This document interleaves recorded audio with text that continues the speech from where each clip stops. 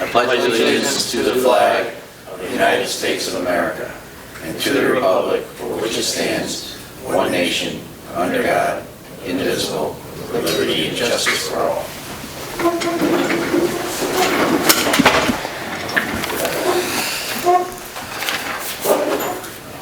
Do we add an item I? No, that was going to be insurance. Put your mic on. Oh.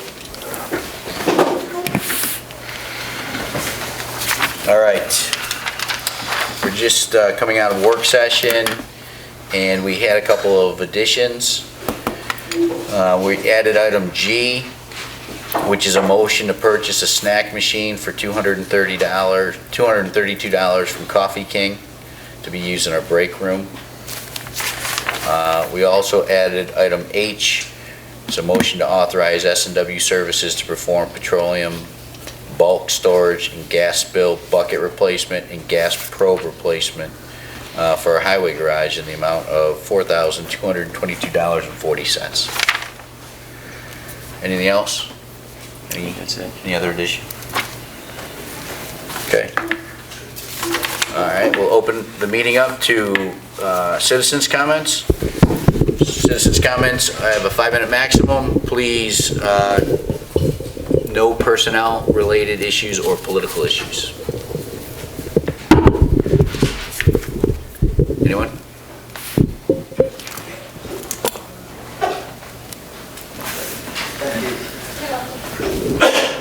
Jim Strusnick, Dingle Hole Road.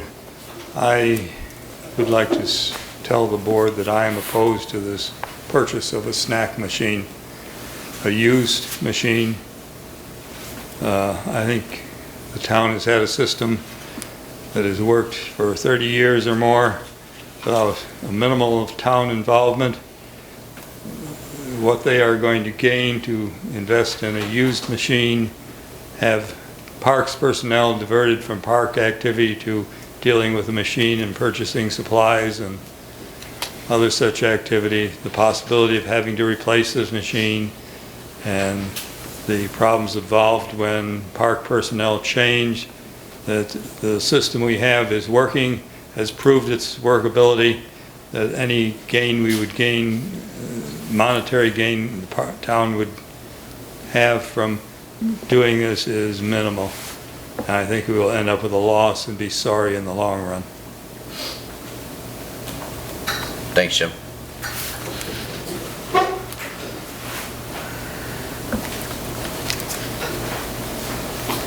Robert Wicks, 65 West Genesee Street. Last week, or the last meeting, you were talking about, or you had a expenditure of $13,500 for additional monies for excavation, because the explanation that I heard was because of rain, because the contractor couldn't do it because of the rain. Well, I used to do roofing years ago, and most contractors I know, if they can't complete a project because of rain, they don't get any extra money. Normally when you go in, they get an estimate. If it's $5,000, $10,000, in this case it was $90,000. Usually $90,000 is the total cost for them to do the excavation. There's nothing in the contract generally that talks about rain, and if you had it in the contract, I think it was a poorly written contract.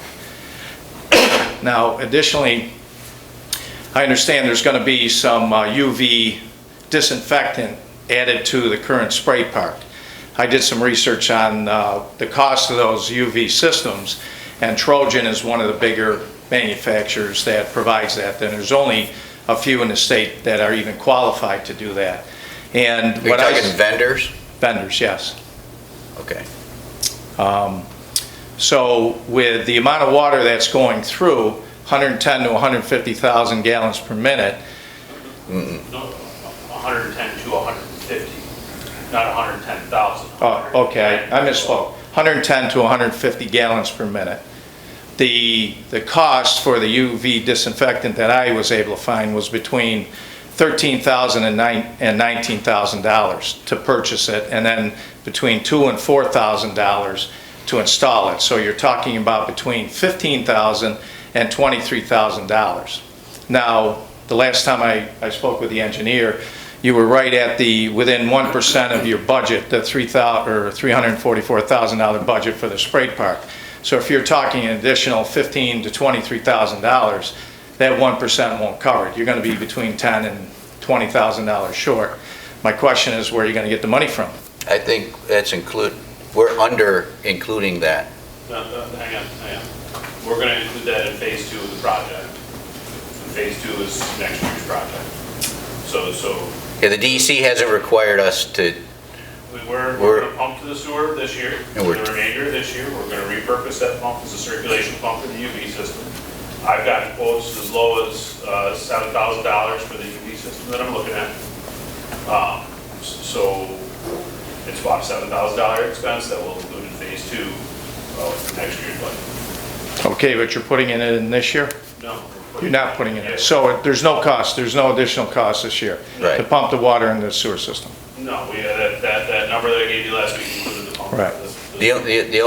the only cost that we will incur to pump to the sewer will be village sewer rates. We'll have to pay the village their sewer rate to pump into the sewers. Okay. And that'll be based on gallons used on the water meter Right. that was set up. Also, with I tried to find out what the annual operating cost was, and I hadn't gotten any information from you regarding that. So I did some research on the one over in Camillus, and they're paying between $25,000 and $30,000, but that just includes the water and the minimal supervision on that. Yeah, ours is, so, Tony, what do we budget this year for? Budget 13 for water and 12 for staff. And as an FYI, when I reviewed Camillus' water bills, they used $3,000 in the third quarter last year, the fourth quarter last year, and over $4,000 in water in the first quarter this year, so they got leaks someplace that they're paying for water for. So. Okay, and like I said, I didn't get any information when I was trying to look, and I asked for the information on what the costs were, and so I had to go to the next best place, and that's the information they gave me. Yeah, and I pointed it out to Camillus, so I don't know if they Yeah. fixed that or not, but they were using water in the wintertime when they're. And it's worth pointing out, to your point, the costs of operation. We shelved $25,000 a couple of years ago when we did away with our playground program. And that's the money that we're bringing back for the water and supervision of the splash pad. So you're anticipating $25,000 a year to Roughly. cover that? Okay, thanks.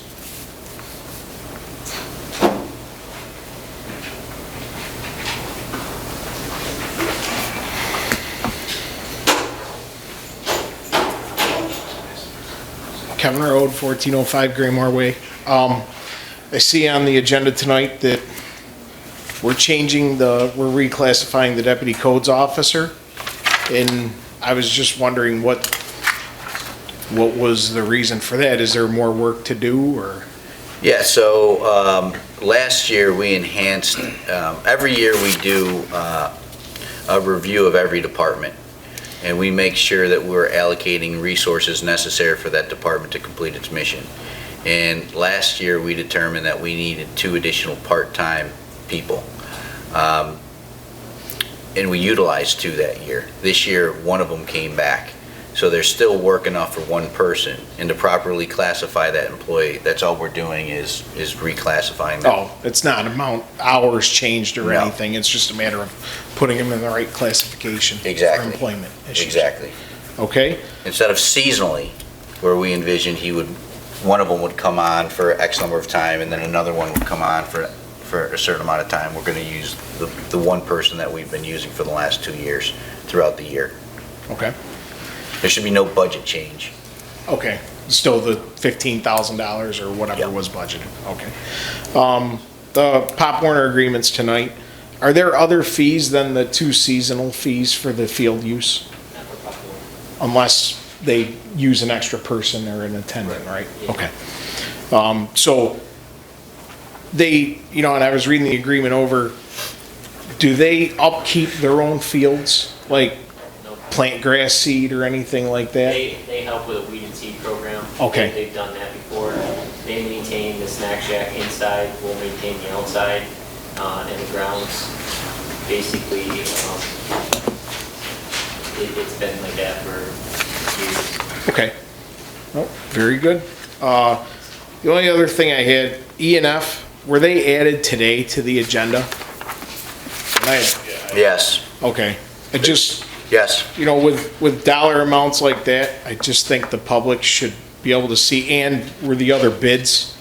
Where were the other bids on these projects? So if you just touch on that when you come to them, so people know. Yeah. Was the other bid 50 grand off, 500,000 off, or 1,000? So people know it was bid on, what the range, even if the range was known, that would be great. The other thing I have is, I heard you in the work session, we've heard nothing from Collington Point yet, correct, on incentive zoning? Just in one of the issues.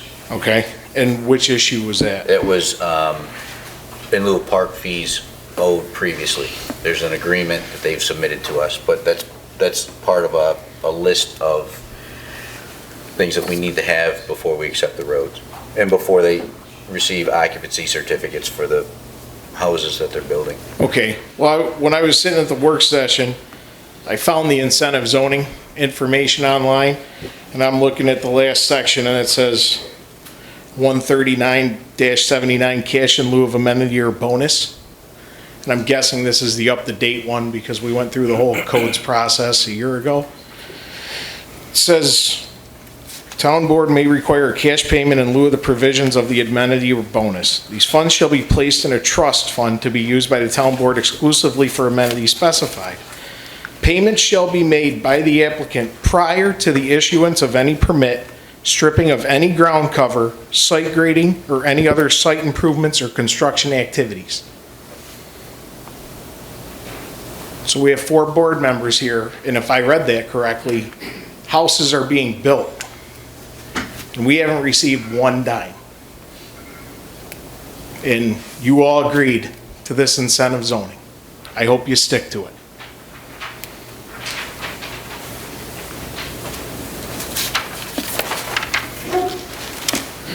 Anybody else in the audience? I just have one simple question. Gene Densmore, 7493 Highland Drive. I just have a simple question. We're talking, we're gonna have a grand opening on the 16th, hopefully, and that's great. And we're also gonna have a phase 2 of the project next year to address the bathrooms and the changing areas, correct? So where are we gonna change our clothes from the 16th on? The bathrooms were on the septic system before, and so I assume they're now connected to the sewer system. And are they sufficient to handle bunch of munchkins, because I read in the Pop Warner thing where we don't allow the Pop Warner to use those bathrooms. They have to use the porta-johns. I think that's because they don't want their cleats. And is the floor in our bathrooms not suitable for cleats, but all right for munchkins?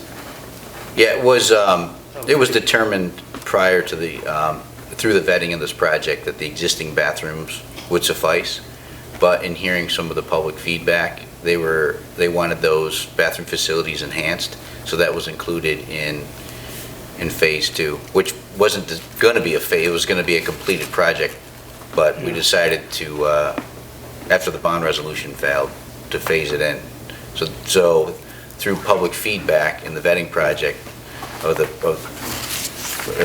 vetting process, we added that to the project. I'm just thinking, well, the ad on TV with the mother in the car with the little kid, and the kid says he's got to go to the bathroom. No, we're going to have a bunch of kids. The bathroom facility should be fine. We won't have a problem there. They're We ready won't. to go. All right. Thanks.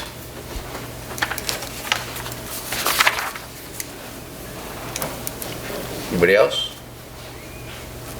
All right.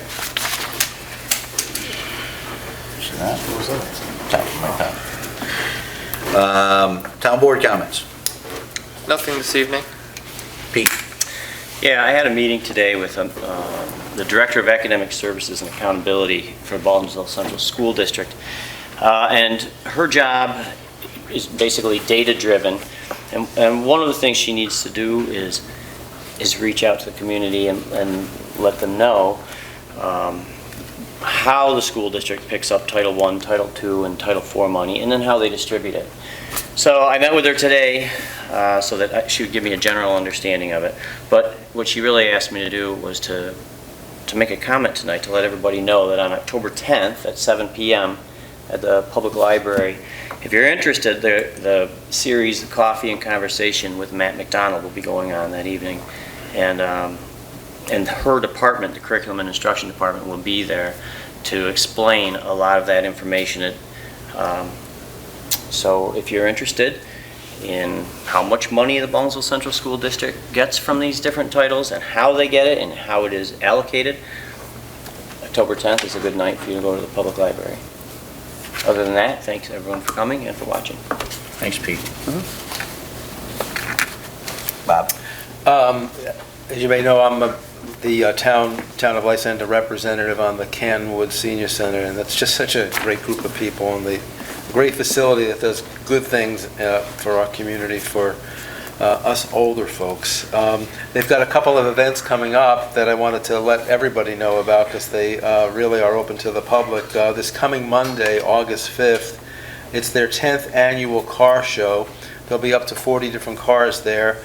Lots of entertainment and food, and it's just a fun event to go to.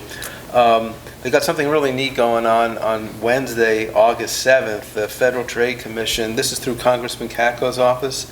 He put together a talk with the FTC representatives and postal inspectors to talk about basically the scams that are out there, not specific to seniors, but I guess from what I'm hearing, seniors are considered a prey for some of these scams, but things like identity theft, Medicare theft, or Medicare false representation, credit card theft, mail fraud, that's happening at a talk. It's happening on Wednesday at 11 o'clock in the morning, 11 a.m. at Canton Woods. And then it's a month away, but it's, Joe and I have gone almost every year. The Walk for the Woods, it's a fundraiser for Canton Woods. It's a lot of fun. That's on September 21st. It starts at 9 o'clock. And you'll hear more from me about that too. So if you haven't been to Canton Woods, it's a neat place. It's and we're really lucky to have that in our community. And that's it. The distance on the walk is about a mile. Yeah, it's only about a mile. Grueling. It's the hardest walk in Onondaga County. I know it's not. Come out and support Canton Woods. It's a great organization. I think we go up Canton Street and we hang a right into McCary Town and back. It's a great event. It's And you get a great T-shirt. Yeah, you get a T-shirt. Thanks, Bob. Okay. I have no comments. Stick to the agenda. Can I get a motion to adopt the minutes of the previous meeting? I'll move it. I'll second. All those in favor? Aye. Aye. I'll abstain. I wasn't here. Aye. Motion carried. Department head reports. Al. Tony. Just to touch base on the snap machine, if there was ever a problem with the vending machine, it needed to be serviced, they will come out and service it, they will take care of it, they will give us a key, we will maintain it. The great thing about technology is I can click on a mouse and click and order supplies, and supplies can be delivered to the town building. So I don't have to go out and order supplies, I can just order them online, which is a nice thing. As far as employee turnover, I've been here for 13 years, and I don't plan on going anywhere soon. So that's not going to be a major issue. But on a positive note, the Spray Park grand opening, August 16th, we'll turn on water at noon, 6 o'clock for ribbon cutting, and then we'll have fireworks at 8:30. A lot of work, a lot of planning going in there. We'll have food trucks, we'll have a snow cone thing, we'll have music and entertainment. So we're trying to make an event of it. The camp out, another great success. We had 20 tents at the camp out. People are coming in, a lot of returning people, which is great because we see a lot of families that have been returning and got to use the new Adirondack chairs around the fire pit. It was a nice experience. Also, to use the fire pit again on Saturday, August 10th at 6 o'clock. We will have s'mores. We will provide the location and the fire, and then anybody participating will have to bring the family and their own s'more supplies. And that will be on August 10th. But that's what I got going on other than the grand opening. Awesome. I think it's worth, Tony doesn't toot his own horn very often. It's worth saying the park staff has been amazing through this spray park improvement project. Not only have they been able to maintain the facility at what the public would expect as far as, grass being cut and all the existing features being in good order, but they've really stepped up and helped us keep this project on time. And I'd also like to thank Al. As any of you know out in the audience who's dealt with, or on camera who's dealt with big projects, not everything can be foreseen. You dig into the ground, sometimes you get a wet spot, sometimes and to have an engineer on site to design, build, and problem solve has saved this community enormous amounts of money and kept this project on budget. So Al, I want to thank you. You put in just an amazing amount of effort to keep us on track. Tony? David? Just to report that it's hard to believe it's that time of year, but today I sent to all the department heads the budget worksheets for 2020. So obviously we'll be getting those back in about a month. We'll put it all together and start the process. It's that time of year. That's all. Thanks, David. Teresa? The state has certified the end of June, first week in July, the level of assessment at 100% for the town of Lysander for 2019. We have no new Supreme Court filings this year. We have at this point, one small claims filing, and they have frozen our 2019 assessment roll.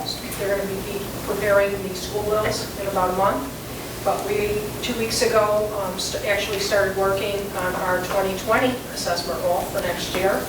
And if you have any questions, right now we are currently going through a list of about 30 Enhanced Star applicants that are on a report from the state. And about 20 of them, they're telling us that they shouldn't get the Enhanced Star, they should get the Basic Star, because they have not enrolled with the state, but we have documentation to the contrary. So we are currently going through one at a time, and I'm going to have to email the state for a manual review for our seniors, so that we don't just take them off and give them a Basic Star instead of an Enhanced. Is this typical for the state to come up with a... Well, this is the first year that the state is verifying all of our Enhanced Star applicants. Before we did it in-house. They made it mandatory that the state is doing it now, and we're all on a learning curve, so many reports and documents later. But we actually took ownership of this program as much as we could. We put the information and retained the documentation in the office, and we entered that information into the state database. So we can very easily prove that it's been done and should be resolved. A lot of assessors just sent the documentation to the state and had them do it, but we actually took the ownership of doing it in-house. And have we notified all the homeowners? Well, we're not going to notify them because we're trying to resolve all of these issues with the state and not to panic the homeowners that there's only a handful. And there were a couple instances where the exemptions were entered, but the tax map number changed because of a mapping change. So we have to catch that paperwork up so the state realizes that we're talking about the same people. But there's about 20 that are in the system. We can prove they're in the system, and they're saying that they don't have a record. So right now we're going through one at a time to make sure that there's not a typo somewhere in either their information or our information. All right. And we'll follow up with the state. If you have any questions, I'll be happy to answer them. Thank you. Any questions? Dina? Nothing at this time. Well, you've got a collection program going for, was it the It's for the backpack program. the backpack program? That I spoke about. Did that just start today? It started today, it goes to the 30th. What types of groceries are you looking for? Non-perishable items like granola bars, anything that doesn't have to be cooked, pudding cups. Canned family goods? snacks. Any canned goods or no? No. No, It's okay. got to be something that can be placed in a child's backpack to bring home All right. on the weekend. Okay. And it's, there's one donation box in the lobby, and there's one here in this room, and it's going to be open for business hours. Excuse me, gentlemen. We can hear that whispering. If we could just maybe refrain from conversation during the board meeting. But if anybody has any questions, they can call my office. Okay. Thank you. All right, we're on to regular agenda items. Item A, can I get a motion to approve the hourly rate of $43 for GEMS instructors as follows? Jessica Regitano, Leslie Carter, Rebecca Fletcher, Denise Buchanan, Aaron Robertson. I'll move it. I'll second that. Any discussion?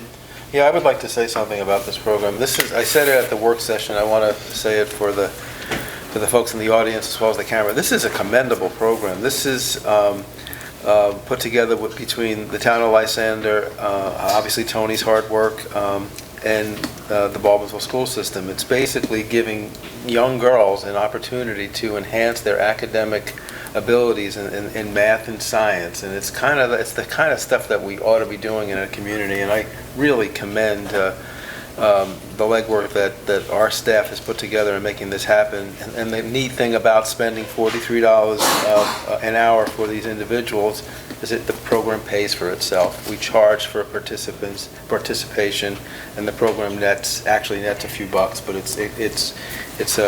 it breaks even for the most part, and what a commendable way to do that. Thanks, Bob.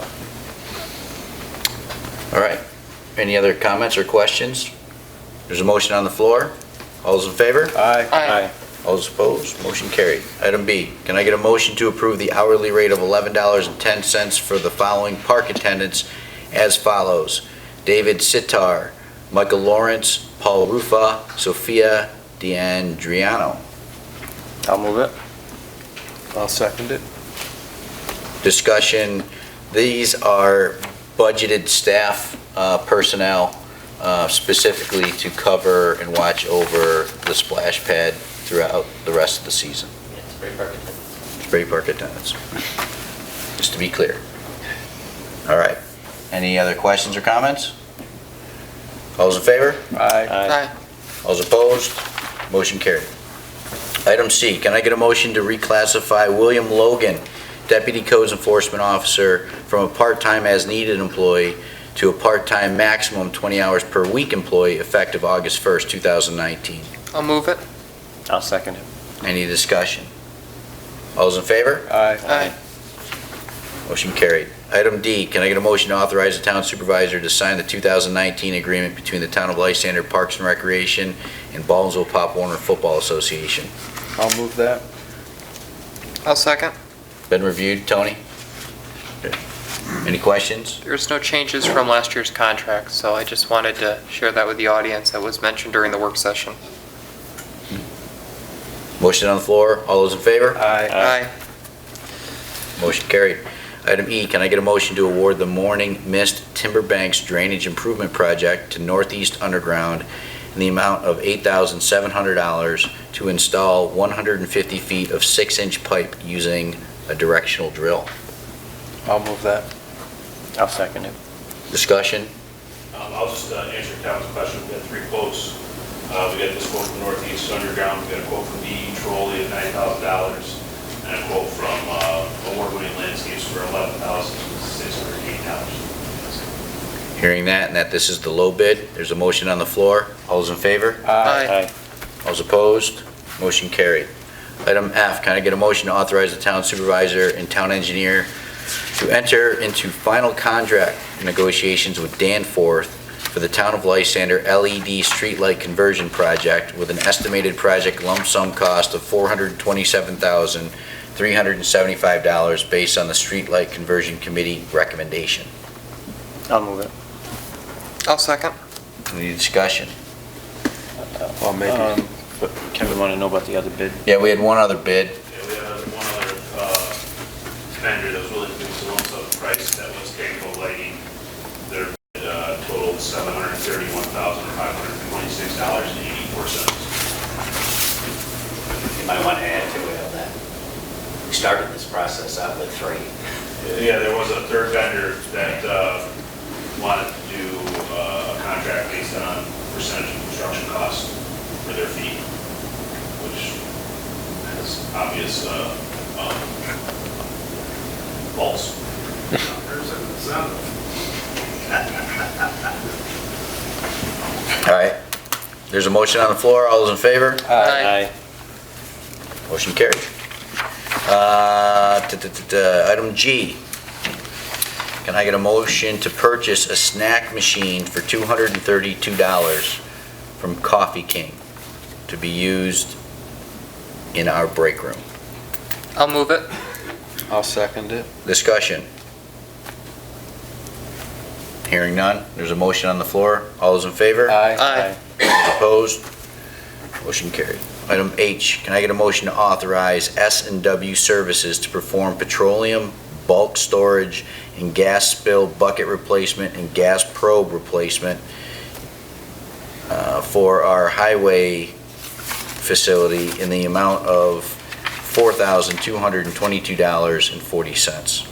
I'll move it. I'll second it. Any discussion? Al, is there any chance you could just bring everybody up to speed on what got us here? Sure, we had our annual petroleum bulk storage inspection from New York State DEC. There's been some additional EPA mandates that the DEC is tasked with the enforcement of the spill bucket, gas probe, and interstitial space testing of the tank system. We awarded the contract to do the testing to S&W Services on $999, I think it was, or $990, something like that. Our spill bucket and gas probe did not pass the test that need to be replaced to bring us into compliance with the notice of violation we received from the New York City. All right. Any other questions or comments? They mentioned the fact that it's like 15 years old, so it's not, Yes. it's not like it wasn't expected. Yeah, the spill buckets are toasty. They are in a corrosive environment, we'll say. They're just galvanized steel. All right, there's a motion on the floor. All those in favor? Aye. Those opposed? Motion carried. Any new business? Anything that you guys want to add? We had a conversation in the work session regarding cybersecurity, so just to have, love to see that on the agenda at the next meeting with a couple answers to a few questions that we all had. Okay. But other than that, that's all. Pete? Nope, I'm good. Bob? All set. We do need to go into executive session to talk about 2 personnel issues. So can I get a motion to to move into executive session? I'll move that. I'll second that. All those in favor? Aye. We are in executive session. Not anticipating any action, so if you want to go, you can go.